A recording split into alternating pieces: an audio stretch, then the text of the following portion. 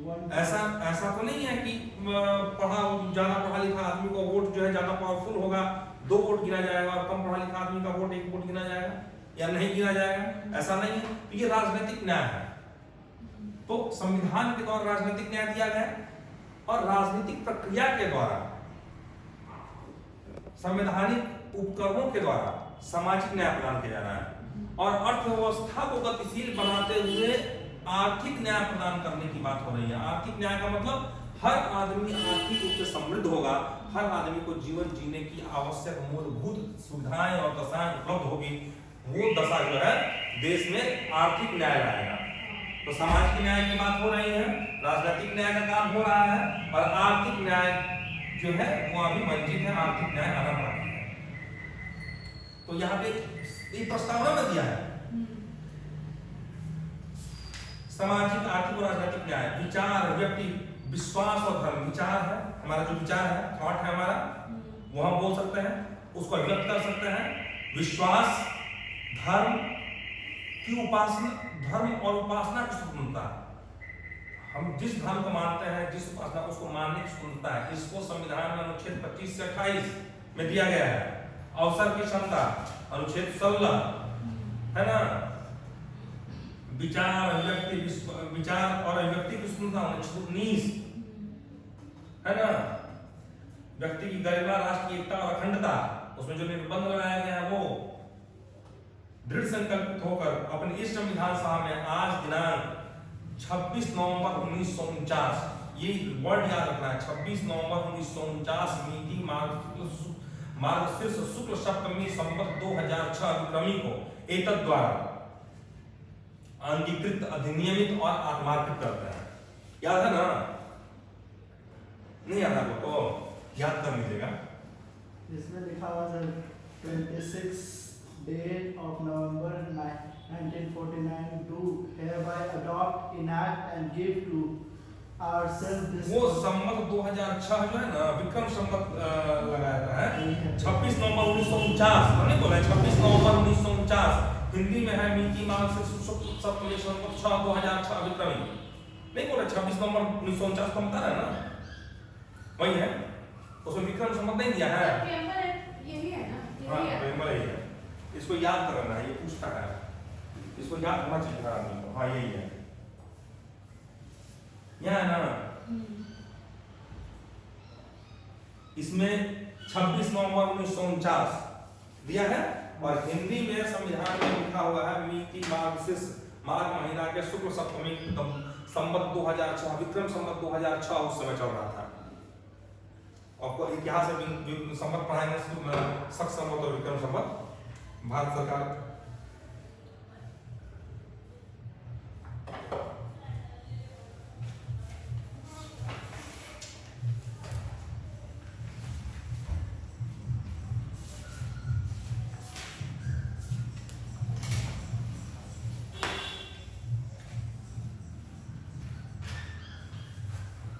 ठीक है। अब अनुच्छेद 25 पढ़ लीजिए। अनुच्छेद 25 से 28 के अंतर्गत जो है धर्म की स्वतंत्रता का अधिकार दिया गया है।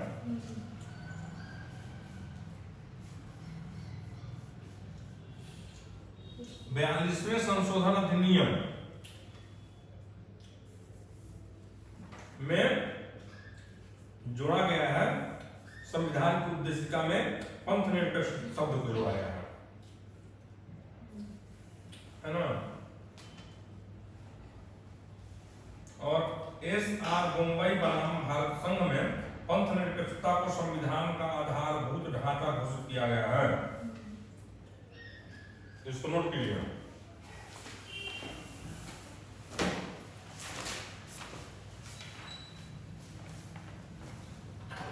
इसको नोट कीजिए। SR बम्बई, हाँ SR बम्बई बनाम भारत संघ के मामले में पंथ निरपेक्षता को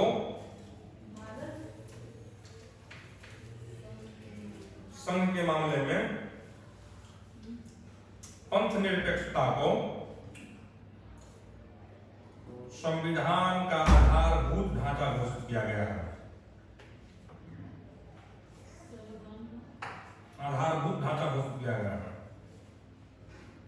भारत संघ के बाद पंथ निरपेक्षता को संविधान का आधारभूत ढांचा घोषित किया गया है। क्या मामले में? सर इसको इंग्लिश इंग्लिश में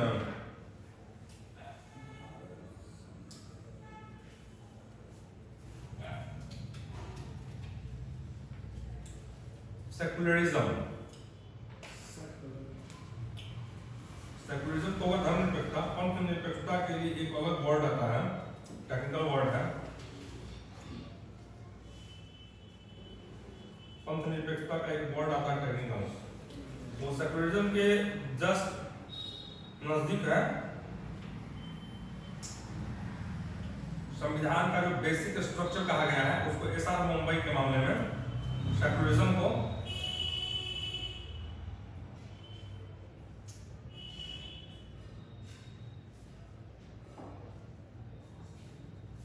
अनुच्छेद 25 कहता है व्यक्ति के अंतःकरण और धार्मिक क्रियाकलाप की स्वतंत्रता के बारे में है।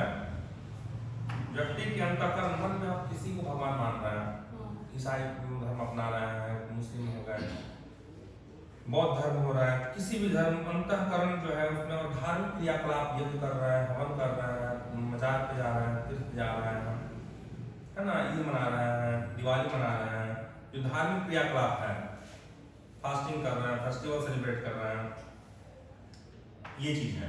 तो अंतःकरण और धार्मिक क्रियाकलाप की स्वतंत्रता अनुच्छेद 25 देखिए, अनुच्छेद 25 प्रत्येक व्यक्ति को अंतःकरण की स्वतंत्रता और धर्म को अबाध रूप से मानने, आचरण करने तथा प्रचार करने का अधिकार प्राप्त करता प्रदान करता है। अंतःकरण की स्वतंत्रता से तात्पर्य आंतरिक स्वतंत्रता से है, जिसकी इच्छा अनुसार वह अपने किसी भी आराध्य के साथ संबंध स्थापित कर सकता है। धर्म को मानना, प्रोफेस करना, अनिवार्य रूप से खुलकर अपने आस्था और विश्वास की घोषणा करना कि हम हिंदू हैं, जब से कहो हम हिंदू हैं, है ना, ये बात। धर्म का आचरण करने से अभिप्राय है कि धर्म से कर्मकांड करना, धार्मिक कर्मकांड करना, उसका पालन करना, अपने विश्वास को प्रकट करना और धर्म का प्रचार भी कर सकते हैं, प्रोपगेशन ऑफ रिलीजन भी कर सकते हैं धर्म।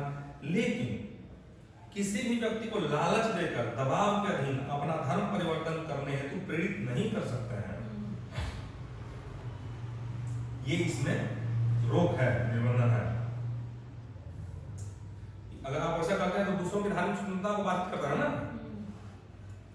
मूल अधिकारों की तरह धार्मिक स्वतंत्रता का अधिकार अत्यांतिक नहीं है, एब्सोल्यूट नहीं है, रिस्पेक्टिव है। मतलब आप किस तरह से बिहेव कर रहे हैं, दूसरे वाले लोगों का कैसा है, दूसरे लोगों का बिहेव उसमें कैसा है, ये एब्सोल्यूट नहीं है सर।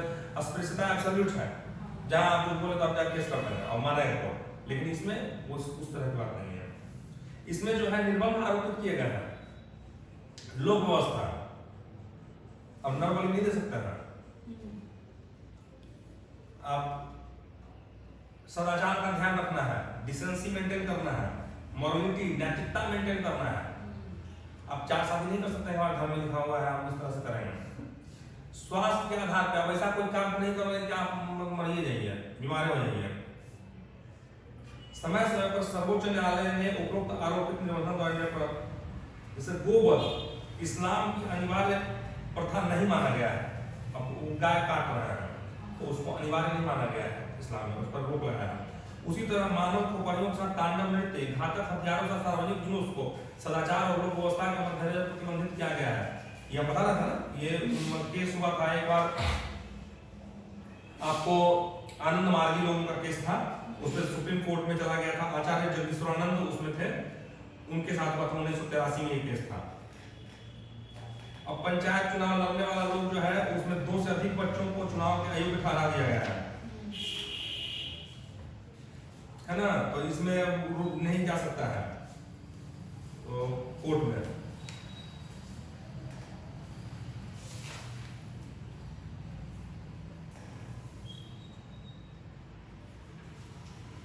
ठीक है, उसके बाद ये तो है अंतःकरण और उपासना की स्वतंत्रता। अंतःकरण और उपासना की स्वतंत्रता है, धार्मिक क्रियाकलाप के बारे में सुनना है, उपासना, अंतःकरण, उपासना की स्वतंत्रता। उसी तरह से 26 जो है धार्मिक कार्यों के प्रबंध की स्वतंत्रता देता है। अनुच्छेद 26 जो है धार्मिक कार्यों के प्रतिबंध करने प्रबंधन की स्वतंत्रता देती है। यह स्वतंत्रता व्यक्तियों के लिए नहीं बल्कि धार्मिक संप्रदायों को दी गई है। ठीक है। जंगम ये सब जितना भी धर्म विषयक प्रवचन जो है बड़ा बड़ा सभा जो कर रहा है, कुंभ मेला लग रहा है, इस टाइप की चीज को आप दिया गया है। इसमें भी लोक व्यवस्था, सदाचार और स्वास्थ्य पर निर्बंध लगा हुआ है। कोई भी काम आप कीजिएगा तो लोग डिसेंसी, पब्लिक डिसेंसी मेंटेन करना है, मोरालिटी आप होनी चाहिए और साथ ही साथ देश की इंटेग्रिटी और सिक्योरिटी इसका भी ख्याल रखना है। धार्मिक प्रमोशन के लिए, अभिवृद्धि के लिए कर से मुक्ति, किसी भी व्यक्ति को ऐसा कोई कर देने के लिए विवश नहीं किया जाता है जो किसी की आय को किसी विशेष धर्म या धार्मिक संप्रदाय के अभिवृद्धि के लिए व्यय किया जाता हो। कोई आपको ये नहीं कहेगा धर्म में प्रॉपर टैक्स दीजिए, हम धर्म का प्रचार करेंगे, इस तरह कुछ नहीं कर सकता है कोई। अनुच्छेद 27 है जो कर लगाने का निषेध करता है, ना कि शुल्क लगाने का। अनुच्छेद 28 जो है वो शिक्षण संस्थाओं की स्वतंत्रता के बारे में है। शिक्षण संस्था में धार्मिक शिक्षा राज्य द्वारा पूर्णतः पोषित शिक्षण संस्था में, सरकारी विद्यालयों में, सरकारी स्कूल कॉलेजों में धार्मिक शिक्षा दिए जाने का निषेध करता है। धार्मिक शिक्षा आप नहीं दे सकते हैं। अब ये नहीं गीता पढ़ाने लगी, पुराण पढ़ाने लगी, महाभारत रामायण पढ़ाने लगी है, एक सब्जेक्ट के रूप में। अब तो आने वाला है कि 6 क्लास के बच्चों को पढ़ाया जाएगा। नई शिक्षा नीति में कुछ उपवंश शामिल किया गया होगा, कुछ शामिल किया होगा। इसके अपवाद स्वरूप यदि शिक्षण संस्थान के सदस्य किसी न्यास के अधीन हुई है संस्था, अगर मान लीजिए कोई मदरसा है तो उसमें तो देगा, सरकार फंड देता है। कोई गुरुकुल अगर सरकार फंड देता बनाता है तो उसमें देगा। सर अभी भी गुरुकुल या नहीं, गुरुकुल नहीं है, प्राइवेट लोग बनाया हुआ है गुरुकुल है उत्तर प्रदेश में बहुत सारी जगह पर, उत्तराखंड में है, जैसे बाबा रामदेव गुरुकुल बना रहे हैं। तो इस तरह का चीज है। अनुच्छेद 28 जो है राज्य द्वारा पूर्णतः पोषित किसी भी संस्था में धार्मिक शिक्षा देने का निषेध करता है, नहीं देना है। लेकिन अगर किसी कोई बोर्ड है, कोई न्यास है, कोई धार्मिक संस्था है जो स्कूल चला रहा है, उसमें अपने धर्म शिक्षा देगा, उसमें कोई रोक नहीं लगा सकता है। किसी व्यक्ति को राज्य से मान्यता प्राप्त या राज्य निधि से सहायता प्राप्त शिक्षण संस्थाओं में दी जाने वाली धार्मिक शिक्षा में भाग लेने या उसमें धार्मिक उपासना में उपस्थित होने के लिए बाध्य नहीं किया जाता है। अगर मान लीजिए किसी भी स्टेट का कोई स्कूल है जहाँ पे कुछ धार्मिक शिक्षा मिल रहा हो, किसी ऑर्गेनाइजेशन का है धार्मिक शिक्षा मिल रहा है, तो किसी भी व्यक्ति को, किसी स्टूडेंट को बाध्य नहीं कर सकता कि आपको आना ही होगा उसमें, वो नहीं जा सकता है। ठीक है ना। और अनुच्छेद 28 हो गया। अनुच्छेद 29 है संस्कृति और शिक्षा संबंधी अधिकार, अनुच्छेद 29 और 30 में है। ये 5वें मूल अधिकार के रूप में स्थान दिया गया है। अल्पसंख्यक वर्गों के हितों का संरक्षण प्रदान करता है। वहीं अनुच्छेद 30 अल्पसंख्यक वर्गों के शिक्षण संस्थाओं की स्थापना और उसके प्रशासन का अधिकार देता है। अनुच्छेद 29 जो है शिक्षा, संस्कृति और शिक्षा का अधिकार है। अल्पसंख्यक वर्गों के हितों को संरक्षण दिया गया 29 में, और 30 में अल्पसंख्यक वर्गों के शिक्षण संस्थाओं की स्थापना और प्रशासन का अधिकार है। ठीक है, अब बस करिए इसको। ठीक है, 30 तक पढ़ लिए। अब फिर कल इसको रिपीट करेंगे और फिर आगे 5 पढ़ेंगे, इसको खत्म कर देंगे कल। अब आपको क्या पढ़ना है? मौर्य समाज। और बताइए मौर्य समाज में क्या क्या पढ़ा है आलोक जी? हमको इसको लगता है ना कि कुछ बोल नहीं पाएगा, अच्छा, बहुत अच्छा से बोलेंगे। मौर्य साम्राज्य है ना, आप बताइए, आलोक जी बताइए, आप भी बोल सकते हैं तो बोलिए। आप मौर्य साम्राज्य में क्या ये पढ़ा है? हम और समान नहीं पढ़े सर। क्या पढ़ा है? ये बोला सर क्या कि हम तो थोड़ी सर बोले पढ़ने के लिए, हम तो दूसरा चीज का तैयारी कर रहे हैं। तो दूसरा चीज तैयारी कर रहे हैं तो क्या पढ़ना है बोलिए। वो है आप मौर्य साम्राज्य के बारे में कुछ नहीं पढ़ा है। आप क्या पढ़े हैं दिन में तो बताइए। आज क्या क्या किए हैं? सुबह का रूटीन क्या था बताइए। सर कॉन्स्टिट्यूशन पढ़े। उसके बाद बस वही पढ़ रहा था सर। उसके बाद क्या पढ़ा है? उसके बाद थोड़ा सा क्या क्या किया इस वर्ष में? तो कॉन्स्टिट्यूशन पढ़े, उसके बाद थोड़ा सा सर नोट्स बनाए। किस चीज का? बीकॉम का सर। अच्छा, अभी कम अपना क्लास का था, ठीक है। हाँ। उसके बाद कॉलेज गए? नहीं सर, कॉलेज तो सुबह 6:30 बजे से। सुबह 6:30 बजे से है तो कॉलेज में जा रहा है? मैथ क्लास रहता है सर सुबह। मैथ क्लास रहता है, कितने बजे मैथ क्लास रहता है? 8 से 9। उसके बाद मैथ हैं? सुबह सुबह में आना है? सुबह में सही है, इसका बहुत लेट रहता है। कॉलेज छोड़ देना, सारा कुछ छोड़ देना, सारा छोड़ देना। सुबह में ना 10 बजे तक आ सकते हैं, लेकिन 10 बजे बजे आपको जाना है। तो 10 बजे होते हैं। मौर्य समाज में बताइए, आप पढ़िए क्या होता है? सर मौर्य सम्राट चंद्रगुप्त मौर्य ने चाणक्य की नीति से जीता। हाँ। और ये मतलब हिंदुस्तान का सबसे बड़ा राज्य था और सबसे पहला राज्य था। ये बंगाल और आधुनिक अफगानिस्तान से मिलता है। अच्छा, और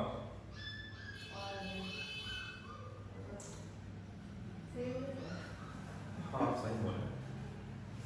देखिए, जब तक आप प्रमोट नहीं कीजिएगा, बच्चों को बोलने के लिए प्रेरित नहीं कीजिएगा तो बोल नहीं पाएंगे। तो हेजिटेट नहीं करना है, बोलना है, सीखना है। मौर्य साम्राज्य के बारे में पढ़ना है तो सबसे पहले हम पृष्ठभूमि पढ़ते हैं कि वो कौन सी परिस्थितियां थी। किसी भी चीज की पृष्ठभूमि हम देखते हैं, वो कौन सी परिस्थितियां थी कि जहां पर मौर्य साम्राज्य का उद्भव होता है। मौर्यों ने विशाल साम्राज्य को स्थापित किया। हाँ। मौर्यों एक विशाल साम्राज्य जो है वो आकार ले सका। कौन सी वो परिस्थिति क्या थी, पृष्ठभूमि क्या था उसका, भारत की दशा क्या थी, भारत का उस समय राजनीतिक परिदृश्य क्या था, भारत में सामाजिक दृष्टिकोण से कौन कौन से कारक मजबूत हो रहे थे। तो हम अगर पढ़ते हैं मौर्य साम्राज्य, तो मौर्य साम्राज्य के बारे में जानने के पहले हम उस पृष्ठभूमि को जानेंगे, ठीक है। तो पृष्ठभूमि में पहला तो है राजनीतिक पृष्ठभूमि।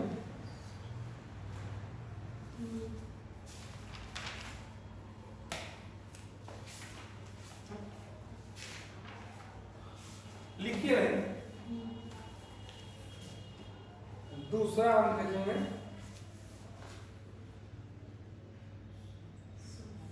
सामाजिक और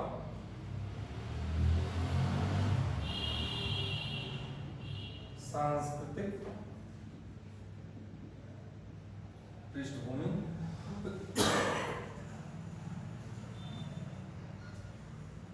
सर आपके पास हिस्ट्री का सिलेबस है?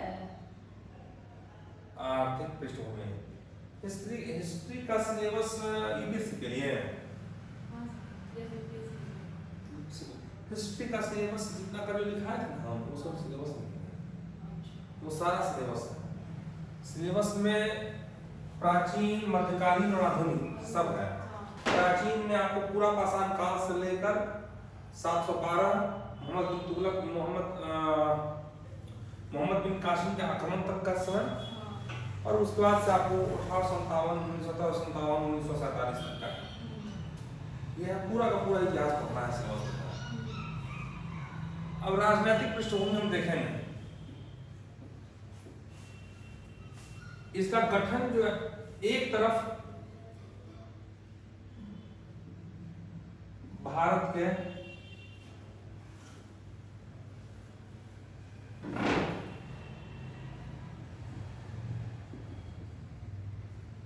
पश्चिमी सीमा पर सिकंदर का आक्रमण हो रहा था।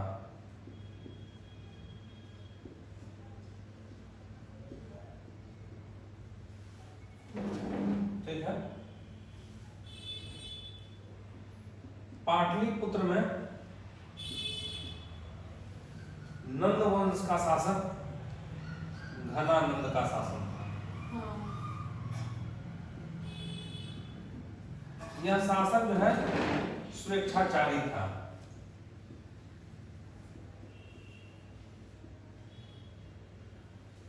धर्मरूप था, कोई ध्यान नहीं था प्रजा पे इसका। कोई केंद्रीकृत शक्ति इस समय काम नहीं कर रहे थे। सामाजिक और धार्मिक जीवन जो था उसमें मिश्रित सामाजिक और धार्मिक जीवन, बौद्ध और जैन धर्म, बौद्ध, जैन, ब्राह्मण धर्म, दार्शनिक तत्व आदि, शैव, आजीवक, बहुत सारे लोग थे। व्यवसाय में कृषि, व्यापार, खान, पशुचारण, ये सारा चीज चल रहा था।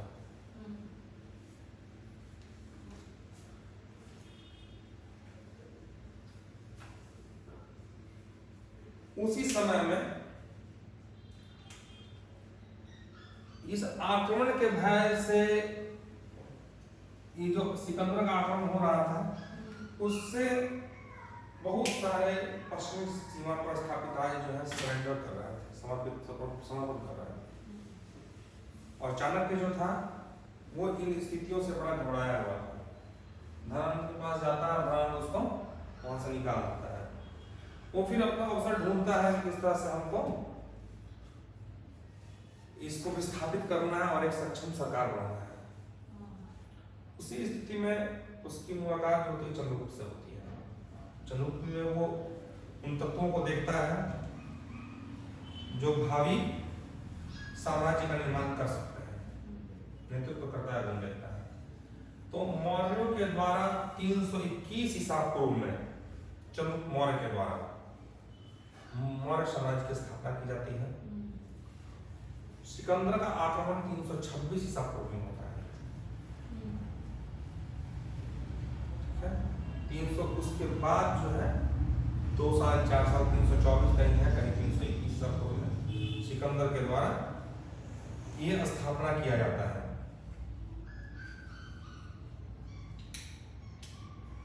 अब देखिए पुराणों में धनानंद का नाम क्या है? अग्रसेन है। अग्रसेन बौद्ध स्रोतों में मुद्रा राक्षस में उसका जो है कुछ कहानी मिलता है।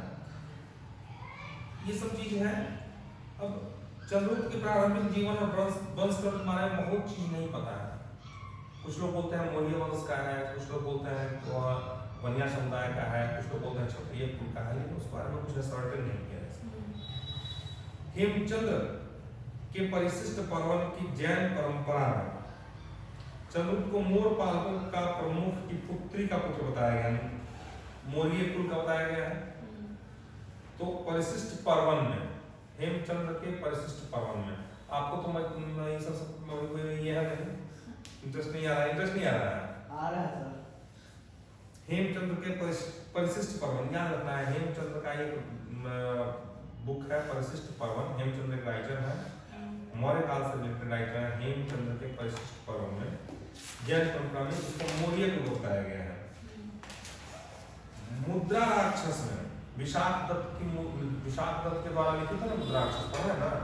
विशाख दत्त मुद्रा राक्षस याद है? नहीं पढ़ा है कहीं? जीएस आप एकदम पढ़े नहीं, कुछ याद नहीं किया है। विशाख दत्त मुद्रा राक्षस किताब के नाम है। विशाख दत्त मौर्य काल में लिखी गई है। उसमें चंद्रगुप्त के विरसल और कुलहीन शब्दों का प्रयोग किया गया है। ठीक है, एनसीईआरटी पढ़ रहे हैं ना? कौन सा पढ़ रहा है? एंशिएंट, मॉडर्न, मिडावल, कौन सा? मिडावल पढ़ रहा है। मॉडर्न पढ़ रहा है, फिर मॉडर्न पढ़ाते हैं नहीं, एंशिएंट तो पढ़ा नहीं आप? एंशिएंट हाँ? पढ़े? एंशिएंट पढ़ा है तो उसमें दिया है इसका। एंशिएंट बोल रहे हाँ। सर? नहीं, वो नहीं पढ़ा है। That ancient modern। पढ़ा है 6th क्लास में दिया हुआ है उसका। अच्छा, एंशिएंट मतलब एंशिएंट हिस्ट्री नहीं पढ़ा है, एंशिएंट इंडियन हिस्ट्री नहीं। उसको नहीं पढ़ा है, तो इसलिए आपने क्योंकि नहीं पढ़ा है सर, क्योंकि मेरा बैकग्राउंड में 12th में था ना वो साइंस था। कोई बात नहीं, हम भी मैथ्स से 12th के था, हमारा भी 12th जो है ना मैथमेटिक्स से नहीं था, वो मैथ नहीं करता है। और हाँ। तो ये बोल रहे हैं कि चंद्रगुप्त जो है उसका विजय का बहुत सारा विवरण उपलब्ध नहीं है, ठीक है।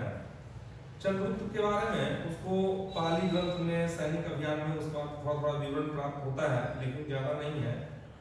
उस समय कुछ विदेशी यात्री आते हैं, उन्होंने कुछ लिखा है उनके बारे में, जैसे इंडिका है, मेगास्थनीज जो बता रहे थे उसमें कुछ मिलता है। उस समय के और भी ये कुछ यात्री हैं और कुछ यूरोपीय लोग, यूनानी लोग हैं जो उनके बारे में कुछ बोलते हैं, उससे पता चलता है। सबसे पहले ये मगध को नंदों से छीन कर अपनी सत्ता स्थापित करते हैं और उत्तर पश्चिम इस साइड जहाँ पंजाब का एक राज्य है, जहाँ अफगानिस्तान और जहाँ पे पाकिस्तान का इलाका है, वो उत्तर पश्चिम है। वहां पर 323 ईसा पूर्व में सुदूर बेबीलोन सिकंदर जो है ना, सिकंदर का जो है आक्रमण हो रहा था, उन सब वहां पे यूनानी शासन को समाप्त किया और समाप्त करके वहां पे अपना शासन स्थापित किया। जस्टिन एक यूनानी लेखक है जो चंद्रगुप्त को सेंड्रोकोटस कहता है, चंद्रगुप्त को सेंड्रोकोटस बोलता है, चंद्रगुप्त को जस्टिन। ये बीपीएससी में पूछ चुका है, बीपीएससी का मेंस ये क्वेश्चन था पीटी का। जस्टिन जो है सेंड्रोकोटस से चंद्रगुप्त का पहचान करता है, चंद्रगुप्त को बोलता है सेंड्रोकोटस अपने ग्रंथों में, ठीक है।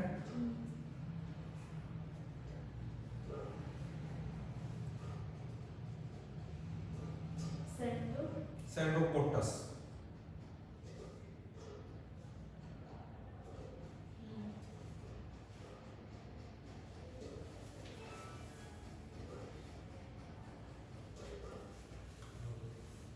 चंद्रगुप्त ये विशाख दत्त का जो मुद्रा राक्षस है, एक नाटक है, वो मगध की विजय की चाणक्य के षड्यंत्रात्मक कंस्पिरेटिव युद्धों का वर्णन करता है मुद्रा राक्षस में, ठीक है ना।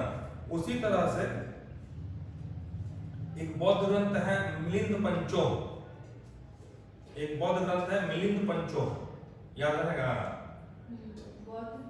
बौद्ध ग्रंथ है, धर्म ग्रंथ है, बौद्ध धर्म ग्रंथ मिलिंद पंचोह। इसमें नंद सेनाओं के नेतृत्व उसके सेनापति भद्रशाल के द्वारा किया गया था, ऐसा बताया गया है। भद्रशाल, ठीक है।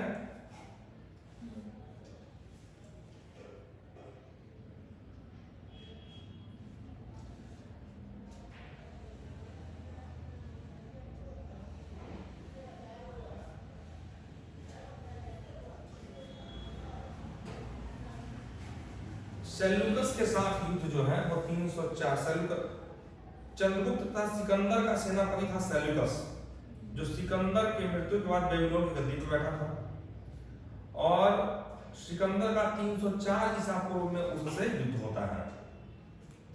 सिकंदर जो है, सेल्यूकस ने सिकंदर द्वारा पराजित किए गए प्रदेशों को पुनर्विजित करने की योजना बनाई थी।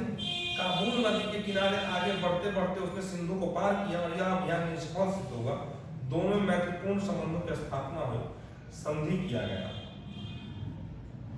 सेल्यूकस ने आर्केशिया, कंधार, काबुल, हेरात, बलूचिस्तान के कुछ भाग चंद्रगुप्त को सौंप दिए। आर्केशिया, बेरीपिमसदई एरिया और गोट्रेशिया, ये जो है ना, ये 3-4 प्रांत है, वो सेल्यूकस से से जीत दिया था चंद्रगुप्त मौर्य, और ये हमेशा यूपीएससी की पीठी में भी आता है। कौन कौन से प्रदेश थे? इस किताब में सही नहीं दिया है, ये किताब है तो सही नहीं दिया है। कहीं हम और देखते हैं,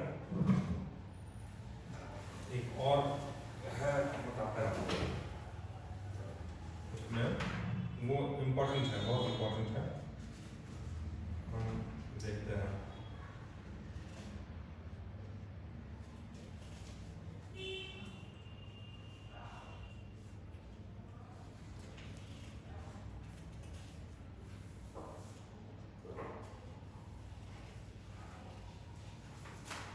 आपको देखते हैं वो चीज़ हम तुरंत जरूर है, वो इम्पोर्टेंट है। देखिए यहाँ सेल्यूकस और चंद्रगुप्त के बीच जो संधि हुआ, उसमें चंद्रगुप्त को एरियाना का क्षेत्र दिया गया, एरियाना। इसमें एरिया, अराकेशिया, पेरिपेमिसदई, जेड्रोसिया ये थे। काबुल, कंधार, हेरात और बलूचिस्तान, काबुल, कंधार, हेरात और बलूचिस्तान।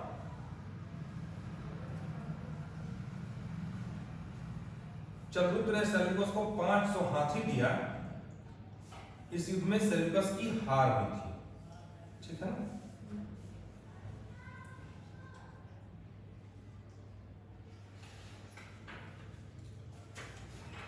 अब इसमें ये याद रखिएगा कि चंद्रगुप्त और सेल्यूकस के मध्य जो युद्ध हुआ, उसमें काबुल, कंधार, हेरात और बलूचिस्तान, ये इसका हिंदी नाम है, और यूनानी नाम है एरिया, अराकेसिया, पेरिपेमिसदई और जेड्रोसिया।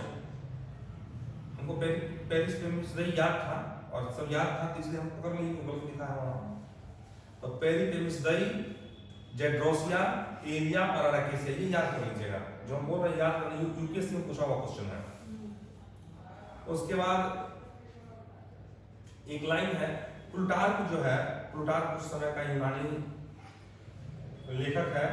प्लूटार्क के अनुसार ये इंपॉर्टेंट लाइन है, सेल्यूकस के बारे में कहता है कि सेल्यूकस की जीत के उपरांत चंद्रगुप्त ने 6 लाख की सेना से भारत को जीता।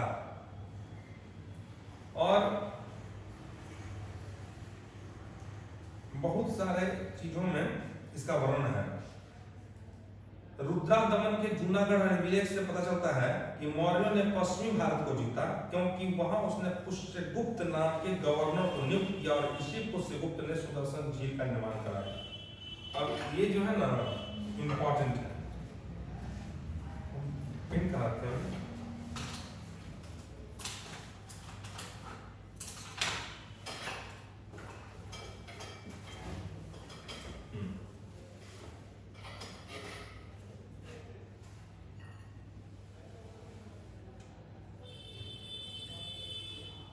दो तीन वर्ड है, एक सुदर्शन झील,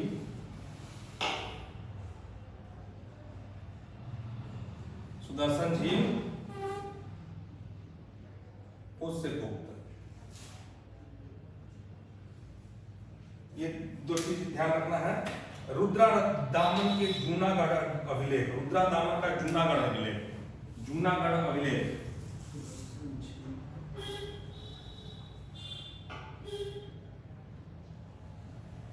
किसका है? रुद्र दामन का।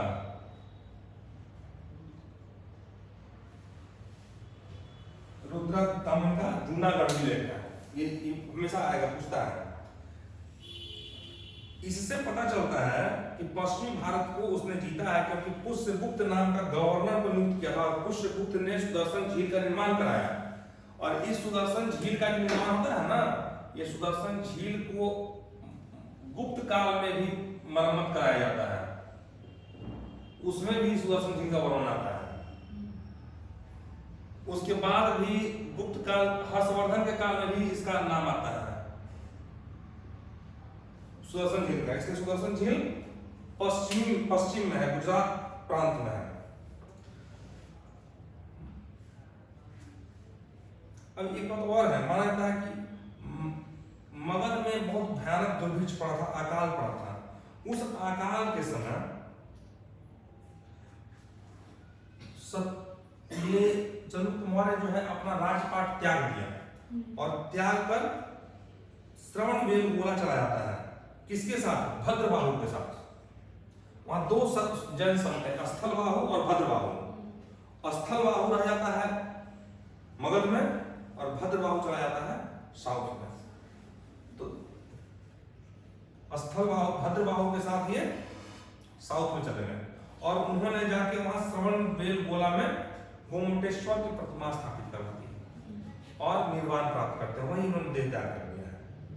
ठीक है, 299 ईसा पूर्व के आसपास इसकी मृत्यु होती है। 299 ईसा पूर्व।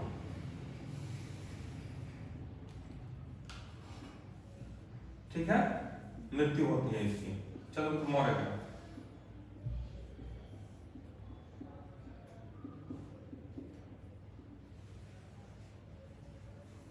चंद्रगुप्त मौर्य का 299 ईसा पूर्व के आसपास मृत्यु होता है। अब देखिए चंद्रगुप्त के बाद जो है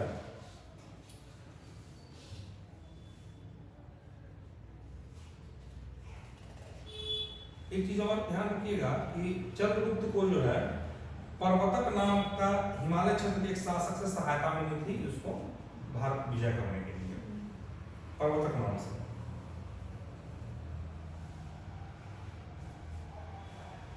जस्टिन का एक कथन है, जस्टिन एक राइटर है, याद रखना है कि चंद्रगुप्त ने 6 लाख की सेना लेकर पूरे जम्मू द्वीप को रौंद डाला, जिसमें चंद्रगुप्त को पंजाब के अराजक गणतंत्रों का भी सहयोग हुआ। उस जमाने में बहुत सारे गणतंत्र भी स्थापित थे। जिस समय भारत में मौर्य साम्राज्य स्थापित हुआ उस समय बहुत सारे गणतंत्र थे, जैसे लिच्छवी गणतंत्र था ना, जानते हैं लिच्छवी का गणतंत्र, वैशाली लिच्छवी गणतंत्र, मौर्य था, तो गणतंत्र भी था। पंजाब में बहुत सारे गणतंत्र थे। गणतंत्रों की एक कहानी है, जब क्लास चलेगा आगे ना, जब पूरे लाइन पढ़ाएंगे तो उसमें गणतंत्रों के बारे में पढ़ाएंगे। अभी तो बस स्टार्टिंग है, धीरे धीरे आपको एक परिचय करवा रहे हैं कि मौर्य साम्राज्य क्या है। मौर्य के बारे में आप जान लीजिए कि ये चंद्रगुप्त के बाद जो है बिंदुसार है, बिंदुसार के बाद अशोक है। और मूल रूप से बिंदुसार 2-3 बात है। बिंदुसार अपने दूत को सीरिया भेजता है। बिंदुसार जो है बिंदुसार को सीरिया से दूत भेजता है, ठीक है ना। व्यापार का थोड़ा सा इसमें बात मिलता है और सीरिया से कुछ व्यापारिक समाज जैसे दार्शनिक मंगाता है, ये सब चीज के बारे में है। उसके बाद जैसे चंद्रगुप्त मौर्य जैन धर्म का मानने वाला है, उसके से बिंदुसार जो है आजीवक संप्रदाय को मानता है। आजीवक संप्रदाय क्या है? ये मखली गोशाल के द्वारा प्रतिपादित संप्रदाय था। मखली गोशाल जानती है? मखली गोशाल पढ़ी? मखली गोशाल नहीं जानती है तो मखली गोशाल के बारे में है। ये मखली गोशाल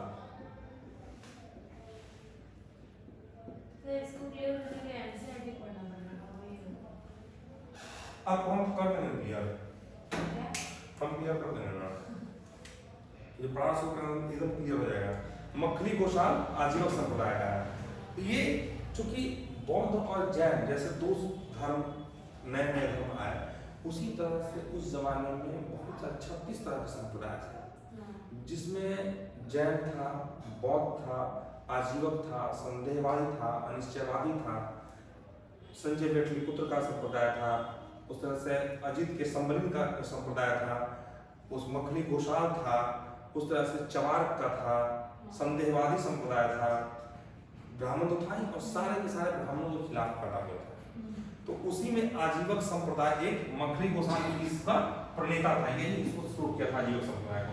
और बिंदुसार इसी संप्रदाय का था, आजीवक संप्रदाय का। और अशोक कौन संप्रदाय का था? अशोक शुरुआत में शैव था, संक्रमण मानता था, बाद में यह बौद्ध हो गया। ठीक है। अशोक के बारे में हमें जानकारी के कौन कौन सा स्रोत है? अशोक के बारे में जैसे चंद्रगुप्त मौर्य के बारे में यूनानी लेखक लिख देता है, बहुत सारे, जैसे जस्टिन है, प्लूटार्क है, उसके बाद मुद्रा राक्षस से मिल जाता है, परिशिष्ट पर्वन से मिल जाता है।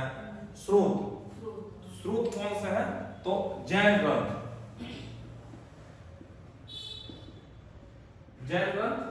और यूनानी स्रोत है ना। जस्टिन है, प्लूटार्क है, एरियन है, स्ट्रैबो है। एरियन, स्ट्रैबो, जस्टिन और प्लूटार्क, ये सब इसके बारे में लिखता है, उससे जानकारी मिलता है। परिशिष्ट पर्वन जैन ग्रंथ से मिलता है जानकारी हम लोगों को इसके बारे में, बहुत समय तेज भागता है। सर जब प्रॉपर पूरा क्लास चलेगा तो फिर से ये टॉपिक पढ़िएगा। हाँ, ये तो अभी आप शुरू में दे रहे हैं कि आपको तो कुछ समझ में नहीं आ रहा होगा, अभी तो आपको पता नहीं चल रहा क्या पढ़ा रहा है, क्यों पढ़ा रहा है, ठीक है ना। थोड़ा बहुत पढ़े रहेंगे तो आ जाएगा समझ में, तो पढ़े हुए नहीं है तो समझ नहीं आ रहा, लेकिन आप देखिएगा तो हम बिंदुसार के बारे में पता चलता है कि बिंदुसार जो है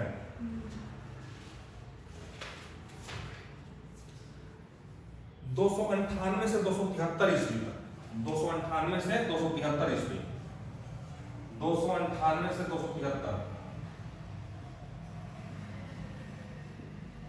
और अशोक 272 से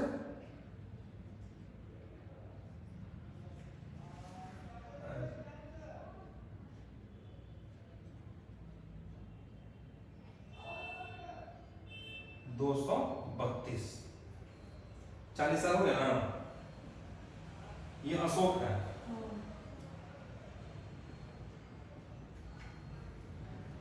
और चंद्रगुप्त मौर्य कितना है?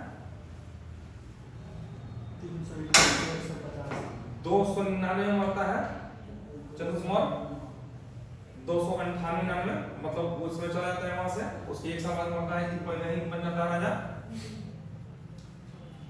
321 में ये शासक बनता है ना। 326 में ईसा पूर्व में है सब, सिकंदर का आक्रमण होता है।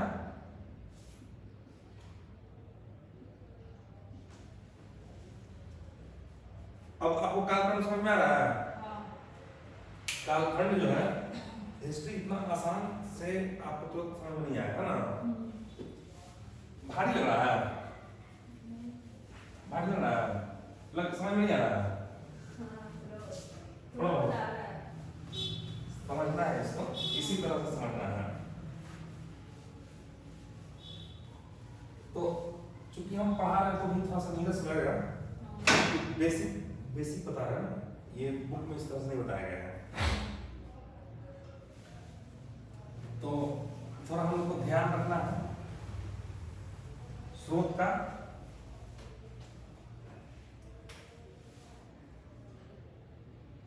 चंद्रगुप्त, बिंदुसार,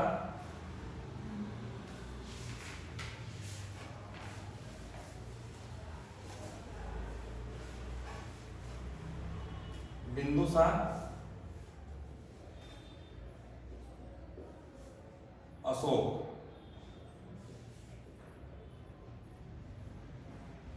272, 232, 298, 273 और 321 से 299 है ना। ये इसका काल है।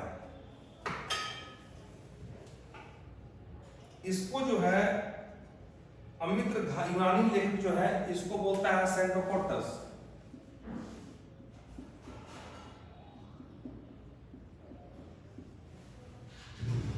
जस्टिन इसको बोलता है अमित्र घात, इसका यूनानी नाम है इसका यूनानी नाम है अमिट्रोकोटस। ठीक है, इसका मतलब होता है दुश्मनों का नाश करने वाला।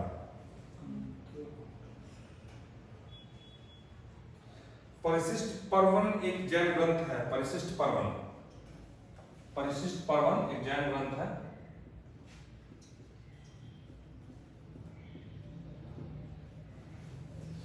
इसमें चाणक्य को इसका मंत्री बताया जाता है। चाणक्य इसका मंत्री है, बिंदुसार का। उसी तरह से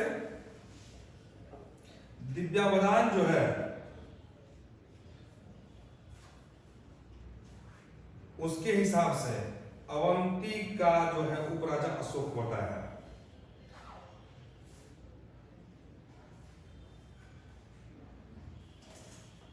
एक इंपॉर्टेंट है, दिव्यावधान के अनुसार तक्षशिला में विद्रोह हुआ था।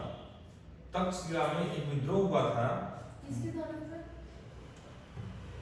दिव्यावधान एक बौद्ध ग्रंथ है। दिव्यावधान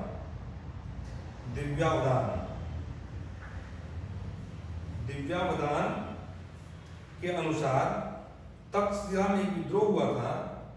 उसमें शांत करने के लिए बिंदुसार ने अपने पुत्र अशोक को भेजा, और वहां दूसरा विद्रोह हुआ था तो उसको दबाने के लिए सुसीम को भेजा।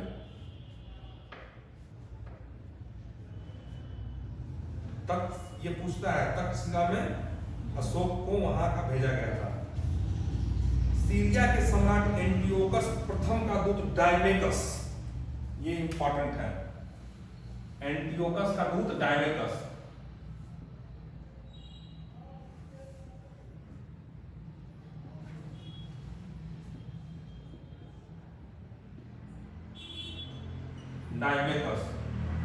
सीरिया का सम्राट, ये आता है बराबर।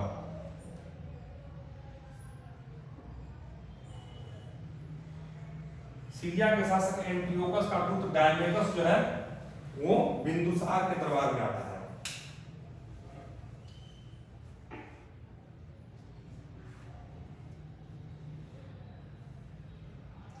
और मिस्र का राजा टॉलेमी जो है, मिस्र का राजा उसमें टॉलेमी था, वो डायग्नोसिस को भेजा था।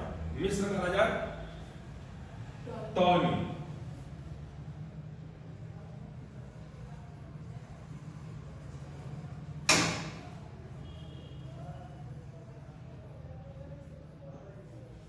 मिस्र का शासक टॉलेमी ने अपने दूत, मिस्र का शासक था कौन? टॉलेमी, और डायग्नोसिस को भेजा था।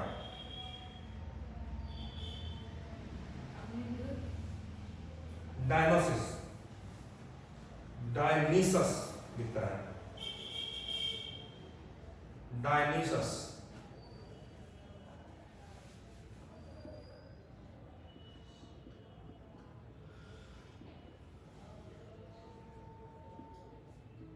भेजा।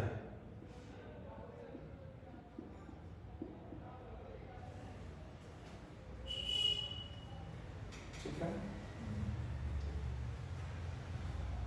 बिंदुसार ने सीरिया के शासक एंटियोकस प्रथम से, सीरिया के शासक एंटियोकस से, जिसका दूत डायमेकस था, तो एंटियोकस 3 चीज मांगा था, शराब, मीठा अंजीर और दार्शनिक। 3 चीज मांगा था, शराब, मीठा अंजीर और दार्शनिक। तो दार्शनिक को नहीं दिया था, शराब और मीठा अंजीर दिलवा दिया था। बोला कि हमारे यहाँ आदमियों का व्यापार नहीं होता है। ठीक है।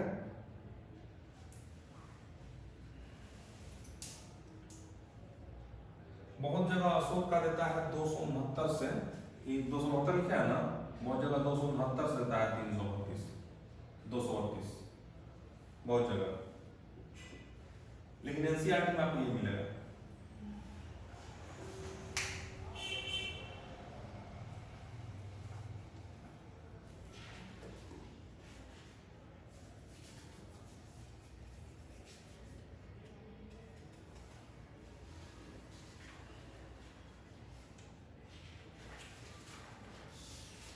चलिए अब जो है ना, आपको अशोक के बारे में हो गया, बिंदुसार के बारे में पढ़ा दी।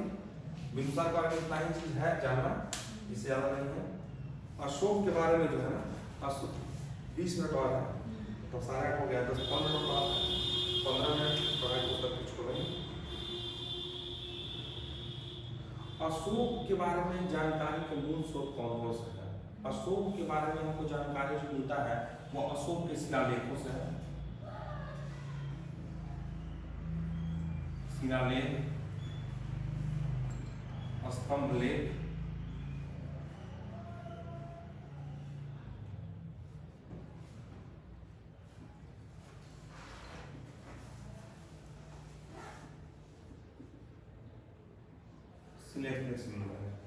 अशोक के काल में जो हम लोगों को मिलती है रचनाएं, जो उनके शिलालेख है, ये शिलालेख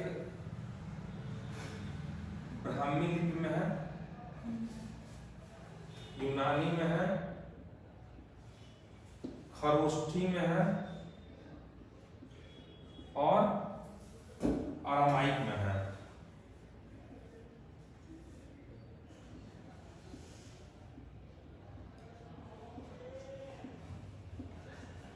अरामाइक लिपि में है। इसके लेख जो है ब्राह्मी लिपि, खरोष्ठी, अरामाइक, यूनानी लिपि में है। अब जो है ब्राह्मी लिपि को पढ़ने का सबसे पहले जो है 1837 में जेम्स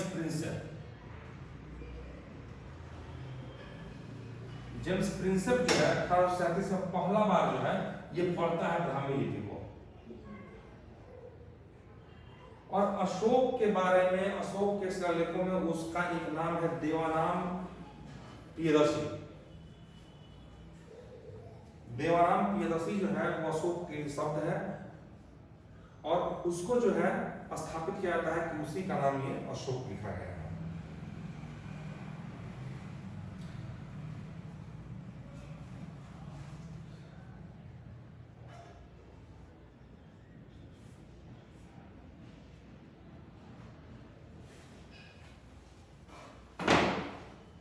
तो स्तंभ लेख है, लघु शिलालेख है,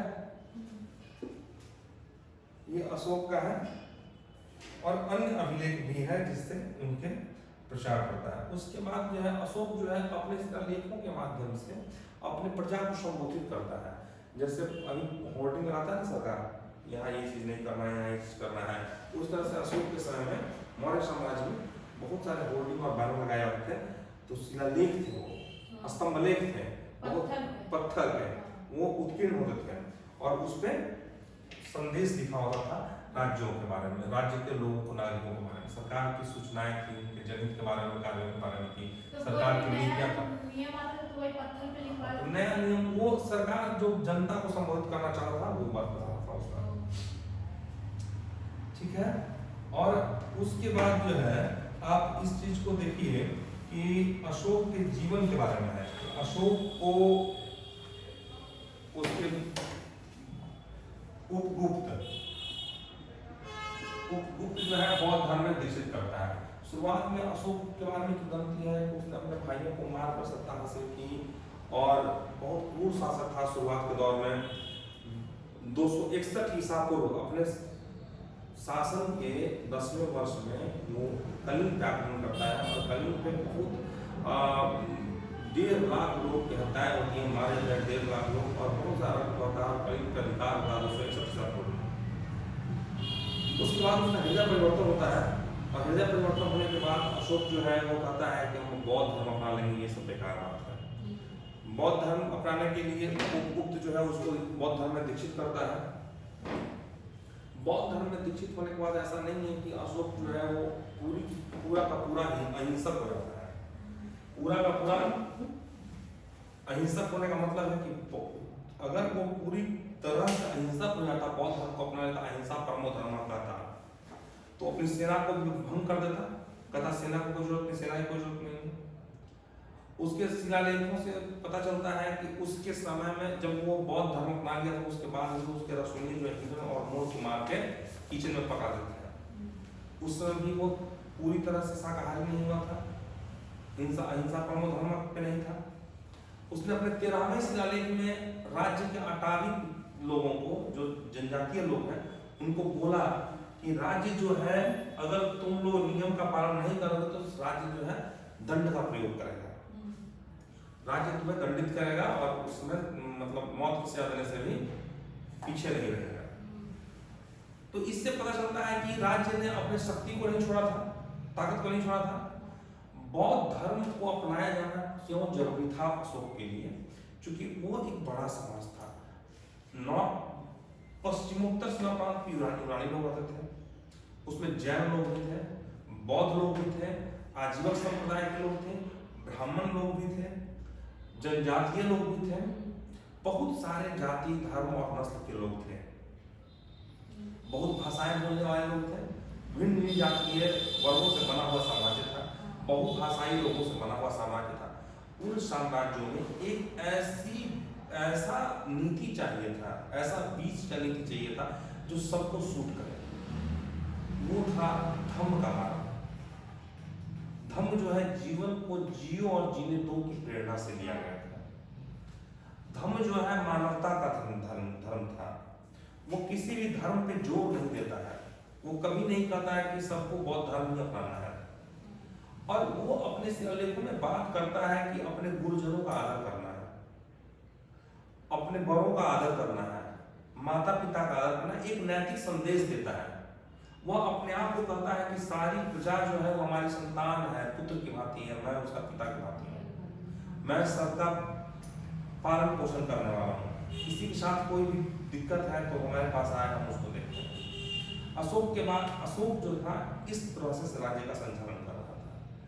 अशोक व्यापार वाणिज्य में भी ध्यान दे रहा था, चूंकि वो जमाना था सातवां लोग व्यापार वाणिज्य करते थे। एग्रोनोमोई नाम का एक अधिकारी होता था जो राजमार्गों पर जो रास्ते पे मील का पत्थर डालता था और तय करता था कि कहाँ से कहाँ जाए। अशोक के सबसे बड़ी एक व्यवस्था थी, बहुत केंद्रीकृत शासन था, बहुत सारे पदाधिकारी अमात्यों की नियुक्ति करता है, महामात्यों की नियुक्ति करता है, केंद्रीकृत शासन व्यवस्था थी। और 48,000 पन वो सिक्का था उस समय का, वो चलता था। 48,000 पन तक उस राशि उसको वेतन देता था। उसने धम्म महामात्रों की नियुक्ति की, रज्जाकुओं की नियुक्ति की। रज्जाकू होते हैं न्यायालय जो चलाने वाले जज लोग हैं, उनकी नियुक्ति की। और उसके बाद वो जॉब जो था ट्रांसफरेबल था। अब एक जगह रज्जाकू की नियुक्ति है तो फिर उसका ट्रांसफर जो है 5 साल 3 साल दूसरी जगह चला जाता है, क्योंकि वो स्वेच्छाचारी नहीं हो जाए, वो स्वेच्छाचारी नहीं बने, है ना। तो इस तरह से वो काम करता था। उसके बाद न्याय व्यवस्था के लिए भी बहुत काम किया। कंटक शोधन और धर्मस्थीय दो न्यायालय थे। कंटक शोधन न्यायालय जो था वो फौजदारी न्यायालय था और धर्मस्थीय न्यायालय जो था वो दीवानी न्यायालय था। ये इंपॉर्टेंट सब क्वेश्चन रहा है। तो उसमें न्यायालय भी थे, सजा देने का भी प्रावधान था, सारी व्यवस्थाएं थी।